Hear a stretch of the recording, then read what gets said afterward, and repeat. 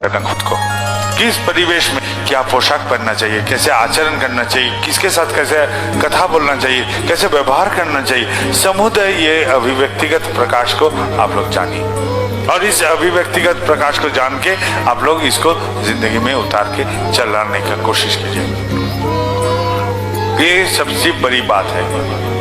कन्या को इसलिए ये ज्ञान दिया जाता है ताकि उसका भविष्य में खुद के हाथ में एक परिवार का दायित्व रहेगा, इसलिए ये सीखना जरूरी है। और बेटाओं को बोलिए, तुम्हारा परिचय तुम्हारा वंश से नहीं, पिता से नहीं, चेहरा से नहीं, तुम्हारा परिचय होता है तुम्हारे कर्म से। कर्म प्रांता सिखाइए। फिर अपने रिश्तेदार को बोलिए, सजाती के आदमी को बोलिए, हितैषी जन को बोलिए, एकदम संयोग आ जाएगा, चिंता नहीं करना पड़ेगा। और एक बात है, जो लोग अस्वस्थ हैं, बीमार हैं, उनके लिए कुछ बात मेरे पास है। वह है, आश्रम में जहाँ रहता हूँ वहाँ एक ऐसा लड़का है जो आश्रम का सहयोग करने आता है। उसका बेटा, खेलता कूदता बेटा अचानक बीमार पड़ गया। बीमारी ऐसा हो गया कि उसको बिस्तर पर लेटे रहना पड़ता है। बहुत इलाज करवाया, बहुत किया, लेकिन कोई सुधार नहीं हुआ। लाचारी से वो आके हमको बोलता है, दादा क्या करें? तो मैंने बोला मेरे साथी को, इंटरनेट दबा। इंटरनेट में दबाते गया और ये जो बोलेगा उसको लिखते जा। लिखते गया, लिखते लिखते जो रोग निर्णय किया इंटरनेट ने वो अद्भुत था। वो रोग का चिकित्सा एलोपैथी दवा में नहीं था, कोई हल नहीं था एलोपैथी दवा में उस रोग का। मैंने भुवनेश्वर में आयुर्वेदिक शिक्षक हैं, उनको खबर भेजा। उनको खबर भेजने के बाद उन्होंने एक दवा लिख के भेजा। वो दवा भेजने के बाद हम लोग ने वहाँ उस दवा उस लड़के के हाथ में दिया, उसका बेटा को देने के लिए, और बेटा स्वस्थ हो गया, सुस्त हो गया। तो यही मेरा बात है, यही मेरा कथा है, यही मेरा उपाय है। तो ये चीज हमको पहले जानकारी लेना चाहिए, मेरा हुआ क्या है। मेरा जो हुआ है उस अनुसार हम लोग चिकित्सा कराएंगे, उस अनुसार हम लोग कुछ अपना सोच विचार करेंगे, फिर अपने डॉक्टर के पास जाइए। ये इंटरनेट खोलना बुजुर्ग के काम का बस में नहीं है। जो बच्चे हैं उन लोग के साथ में उन लोग का सहयोग लेके आप लोग कीजिए। वो लोग खूब जानते हैं, मोबाइल से हो या कहीं से भी हो, इंटरनेट खोलने, उन लोग का सहयोग लीजिए।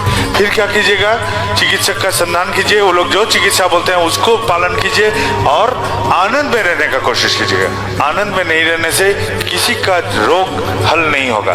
कोई भी चिकित्सा कराइए वो हल नहीं होगा। आनंद में रहना जरूरी है। जो भी हुआ है मैं आनंद में हूँ, ये आनंद होना जरूरी है।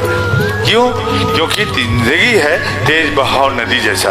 ये नदी में यदि कैसा होता है जीवन, तेज बहाव नदी, उस बहाव में यदि हमको नाव को ठीक रखना है तो नाव को हम पार का एक गाछ के साथ बांध देते हैं ताकि नाव भाग ना जाए। और ये जो बांधते हैं उससे नाव हिलता डुलता है तेज बहाव में, लेकिन भागता नहीं है। और वो बंधन जो है वही है मेरा दीक्षा। क्यों दीक्षा लें? क्योंकि मेरे संसार का जो स्थिति है तो हम लोग को ये दीक्षा लेना जरूरी है मन का रक्षा के लिए। जीव से मेरा फर्क किसमें होता है? जीव से मेरा फर्क होता है मन से। मन से ही फर्क होता है जीवों से मेरा, क्योंकि जीव जंतु चाहता है आहार, निद्रा, मैथुन, लेकिन हम इंसान चाहते हैं इसके बदले और कुछ। हम लोग चाहते हैं मेरा जिंदगी जो भी है, जहां भी है, उससे और बेहतर कैसे बने, जैसा हूं उससे और भी अच्छा कैसे रखूं। ये सोच मेरे मन में मुझे देता है। अंग्रेजी में एक प्रबाद है, एक कथा है, God created man of his own image, यानी कि ईश्वर ने हमको उनके प्रतिबिंबित रूप देके भेजे हैं। तो ये मन है उसका सबसे बड़ा अहम हिस्सा। इस मन लेके हम दीक्षा लेके चलते हैं। और घर में हम लोग का जो संसार का चित्र है, यदि माँ बाप, पति पत्नी, बेटा बेटी किसी का कुछ हो जाता है तो हम लोग बहुत परेशान हो जाते हैं, बहुत कष्ट होता है, बहुत लगता है, दुखता है। शरीर में नहीं, मन में। पति का देहांत हो गया तो पत्नी का मन की अवस्था कैसा होगा, जो अगले निवाला वो खा सकेगा। यदि पत्नी का देहांत हो गया तो पति कैसे अगले निवाला खाएगा, इसका मन को कैसे आगे बढ़ाएगा। इस मन का रक्षा करने के लिए एक गुरु चाहिए। ये गुरुकरण इसलिए हम लोग करते हैं, खुद का रक्षा करने के लिए, बचाव करने के लिए।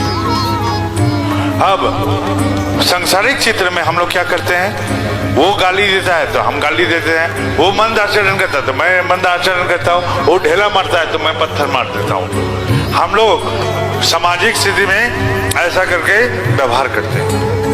अब जब गुरु ग्रहण कर लिए हैं तब सबसे पहली बात क्या होगा, वो जो मंद आचरण करता था, ये मंद आचरण यदि मेरे ठाकुर के साथ करता तो ठाकुर इसके साथ क्या व्यवहार करते, वही मैं करने का कोशिश करूंगा। अब से इसको मंद आचरण लौटाऊंगा नहीं। वो गाली दिया, वो गाली यदि ठाकुर को देता तो ठाकुर क्या व्यवहार उनको देते, वही व्यवहार मैंने इनको देता। वो पत्थर मारा था, मैं भी पत्थर मार दिया उसको। अभी पत्थर के बदले पत्थर या ढेरा नहीं मारूंगा, बल्कि ये पत्थर यदि ठाकुर जी को मारता तो ठाकुर जी जो व्यवहार इनको लौटाते वही व्यवहार मैं करूंगा। बुद्धि से ये व्यवहार मैंने करना शुरू कर दिया। ये व्यवहार जब करते रहेंगे तो क्या होगा, इस व्यवहार का करने से मेरे भीतर ठाकुरत्व जगेगा। ठाकुरत्व जगना मतलब मैं ठाकुर को क्या समझता हूँ और उस समझ के साथ मैं वैसा ही करने का कोशिश करता हूँ, यही है ठाकुरत्व जगना। और ठाकुरत्व नहीं जगने से कोई मेरा केंद्र नहीं, कोई मेरा ठाकुर नहीं। ये जगना जरूरी है, ये रहना जरूरी है, यही है ठाकुरत्व जगना। ठाकुरत्व किस लिए जगाते हैं हम लोग, क्योंकि अज्ञानी वही है जो मंदिर में भगवान को खोजेगा, अज्ञानी वही है जो मूर्ति में भगवान खोजेगा, जो मनुष्यों में भगवान खोजेगा, और ज्ञानी वही है जो खुद के भीतर उनको जागृत करेगा। मंथन करने से जैसे ननी का उत्थान होता है, ननी जब पाते हैं हम लोग, मक्खन मिलता है मंथन करने से, तो वैसा ही हम मंथन करेंगे खुद को। और इस मंथन से गुरु का एक एक बात, एक एक चीज चरित्रगत करने की कोशिश करते रहता हूँ। ये जो चरित्रगत करते रहता हूँ, पहले बुद्धि से, फिर एक दिन वो संस्कार में बदल जाता है। संस्कार क्या है, बुद्धि भी क्या है, बुद्धि है जो हमको हाँ ना के समझ में लेके सही दिशा देता है, वही है बुद्धि।